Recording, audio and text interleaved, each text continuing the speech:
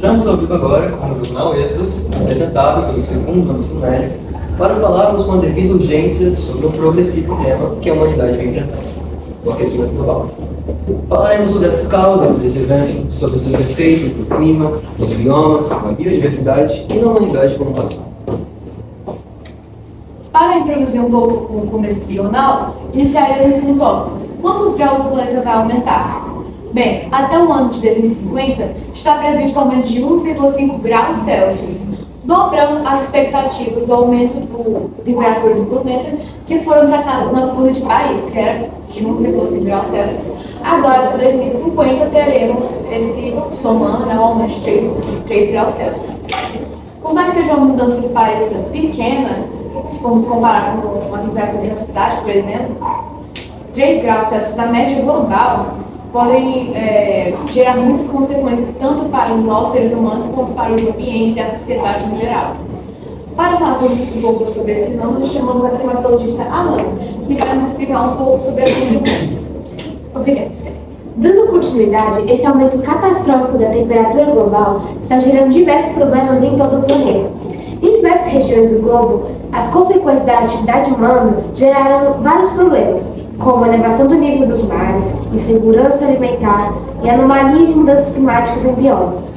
A América Central e a do Sul experimentaram seus meses mais quentes até então, junto a inundações que afetaram seriamente a população. Porém, o calor não é o único problema. Surpreendentemente, devido ao aquecimento do Ártico, a Europa e a América do Norte estão ficando mais frias. É um fenômeno físico. Por conta do calor, o ar frio, que antes era concentrado no Ártico, acaba se espalhando para outras regiões.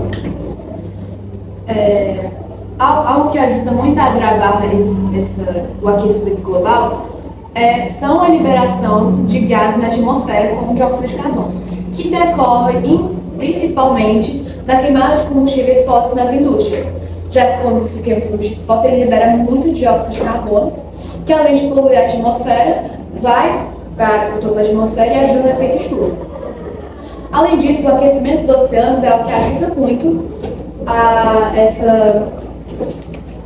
ao aumento do aquecimento global, porque quando o oceano aquece, muda as rotas das massas de ar e causa o degelo marinho, que é o que o nosso jornalista Robson e os repórteres Mariana e Carlos vão explicar um pouco mais.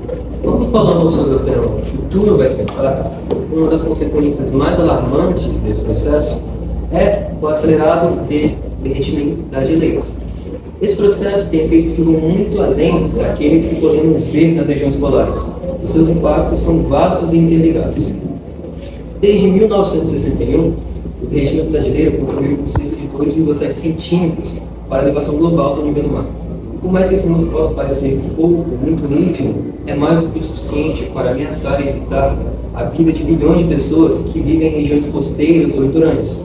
Regiões costeiras e litorâneas como Santos e Recife. Além disso, esse problema não se limita apenas à elevação do nível dos mares.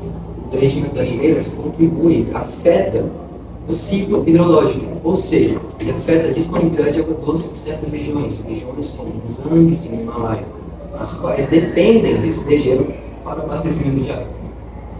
Além disso, o derretimento das geleiras faz com que haja um desequilíbrio em ecossistemas sensíveis, além de afetar completamente a biodiversidade, que será explicado pela Maria. Bom, quando falamos em um ecossistema afetado pela elevação do nível do mar, estamos falando principalmente dos manguezais, que se encontram em áreas tropicais e subtropicais. Eles funcionam como protetores das zonas costeiras, eles também funcionam como barreiras contra a erosão, tempestades, filtram poluentes, também são abrigos e criadores para os animais, servem como fonte de renda principal para a população local. Com a elevação do nível do mar, os manguezais sofrem a salinização, também sofrem com a perda da sedimentação, que influencia principalmente a vegetação local. Em lugares urbanizados, a infraestrutura impede que os manguezais recuem naturalmente, fazendo com que eles sejam inundados e até mesmo desapareçam completamente. Estima-se que, se não houver uma diminuição da emissão de gases, até 25% da área global de manguezais irão desaparecer até 2070. Isso não influencia somente a perda da biodiversidade, mas também o aumento de desastres naturais e até mesmo afeta muito a população local porque eles vão perder a sua fonte de renda, entre diversos outros problemas. É importante lembrar que não afeta apenas os manguezais, pois afeta também as áreas litorais, como os pântanos salinos e os raixingas. Estudos também indicam que pode afetar muito negativamente as pessoas e os animais que dependem dessas áreas, mudando assim a temperatura e afetando também com desastres naturais mais casualmente. Infelizmente, as consequências para todos esses problemas vão muito além das vegetações das sociedades. Chegam até a afetar os biomas, os ecossistemas que fazem a vida funcionar em diversos lugares do mundo. Bom, essa foi a apresentação do nosso grupo, e agora chamaríamos as repórteres, Ana Clara e Esther, para falar sobre o aquecimento global e suas consequências nas faunas e nos biomas. Olá, pessoal de casa, sejam muito bem-vindos a mais uma edição especial do nosso quadro Natureza em Foco, onde vamos fazer uma verdadeira jornada pelos biomas brasileiros, explorando suas riquezas, seus desafios e a importância da preservação ambiental. Mas para isso, vou passar a palavra para a nossa repórter Clara, que vai falar sobre a transformação dos biomas e da Mata Atlântica. Olá pessoal, eu sou a repórter Clara e aqui nós temos uma maquete representando a nossa vegetação. Reparem no antes, solo desgastado, árvores frondosas, céu limpo e o depois, um cenário triste. Solo desgastado, árvores secas, céu totalmente poluído, mostrando como infelizmente nós estamos hoje em dia. E tudo isso é consequência de ações causadas pelos próprios seres humanos, como o desmatamento e as queimadas. Bom, e aproveitando o guincho, agora eu vou mostrar para vocês uma maquete de um dos biomas mais ameaçados do país, mas também os mais ricos em biodiversidade, a Mata Atlântica. Uma curiosidade sobre esse bioma é que no ano de 2025 restava apenas 24% da sua vegetação, aumentando para 26,8% no ano atual de 2035. Mas ainda assim é um bioma super variado, tá? Destacando as árvores altas e fechadas e animais como o mico-leão dourado e a onça pintada. E vocês aí de casa sabiam que cidades grandes como São Paulo, Rio de Janeiro, Recife e Salvador já fizeram parte do que um dia foi a Mata Atlântica? Pois é, preservar esse bioma é também preservar nossa qualidade de vida. Agora quem assume é a nossa repórter Esther, que está com a maquete da Caatinga. Olá pessoal, agora eu vou mostrar para vocês uma maquete de um dos biomas mais importantes e únicos do Brasil, a Caatinga. A Caatinga é um bioma exclusivo do nosso país e está localizado principalmente no Nordeste. O nome vem do tupi e significa mata branca, porque na época da seca as árvores perdem as suas folhas e o cenário fica mais claro. Por mais que pareça seca e sem vida, a Caatinga é rica em biodiversidade e abriga diversas espécies que se adaptam a longos períodos de estiagem.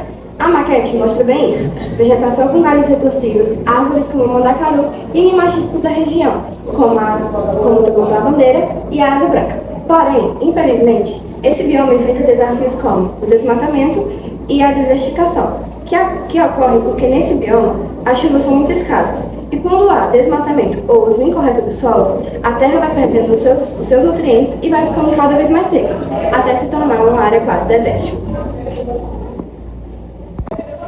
Bom, agora eu vou falar sobre o Cerrado. Primeiramente, eu vou começar falando sobre a sua localização. Bom, o Cerrado, ele se localiza na parte central do Brasil, abrangendo as regiões de Minas Gerais, Goiás, Mato Grosso do Sul e Tocantins, e também uma parte de São Paulo e uma parte de Bahia.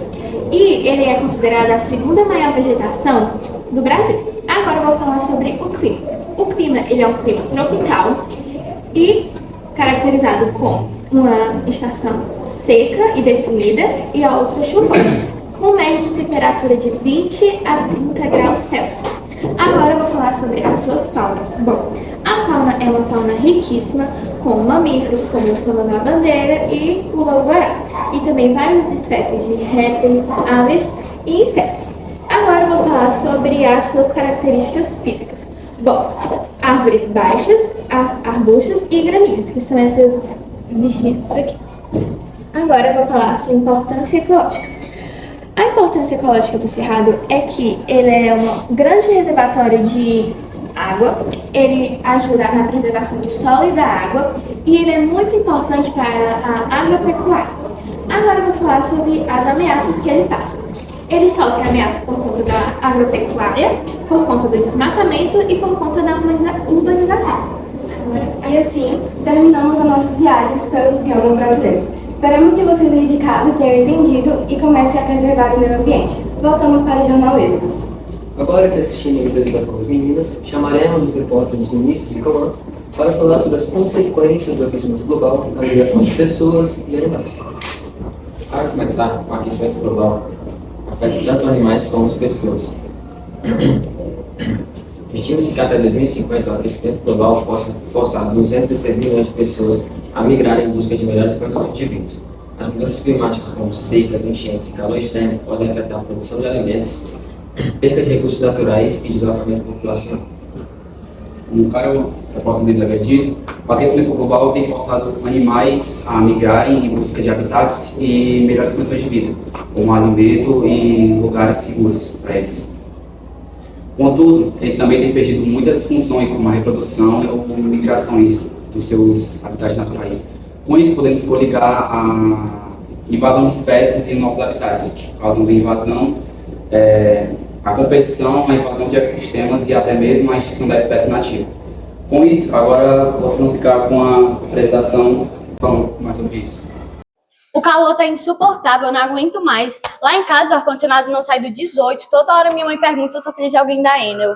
Ontem eu fui pro shopping e não consegui ficar 10 minutos fora esperando meu motorista. Morrendo de calor, minha maquiagem derreteu todinha.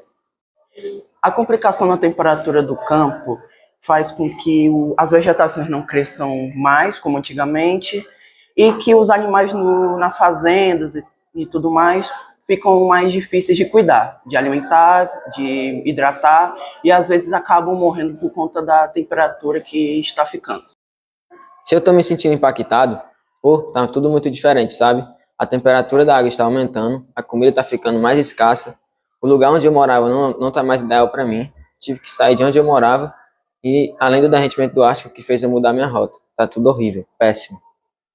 Tá ficando praticamente impossível de prever o que vai acontecer e para onde eu vou migrar ou procurar comida.